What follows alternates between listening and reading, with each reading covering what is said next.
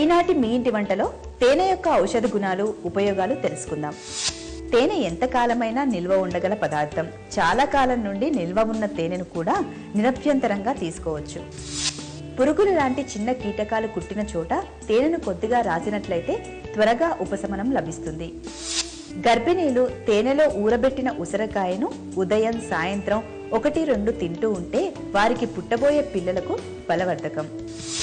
మన దేహానికి కావాల్సిన అన్ని రకాల ఆమ్లాలు తేనెలో తగు పాలలో ఉండడం వల్ల దేహారోగ్యానికి తేనె చక్కగా ఉపయోగపడుతుంది. తేనెలో లెవ్యులోజ్, మాల్టోజ్, గ్లూకోజ్, డెక్సోజన్ అనే పిండి పదార్థాలు సహజ రూపంలో ఉండడం వల్ల ఇది అన్ని రకాల ఇతర మధుర పదార్థాల కన్నా మేలైనది.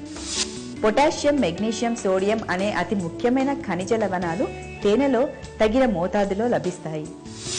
తేనె, నిమ్మరసం సమ భాగాలుగా తీసుకుంటూ ఉంటే గొంతు నొప్పి, గొంతు గరగర, గొంతు బొంగురపోయినట్లుండడం వంటి వ్యాధులు తగ్గుతాయి. పూటకు 2 ఔన్సులు తేనె పుచ్చుకుంటే 6 నెలల్లో గుండె పని సామర్థ్యం పెరిగి ఆరోగ్యంగా పనిచేస్తుంది.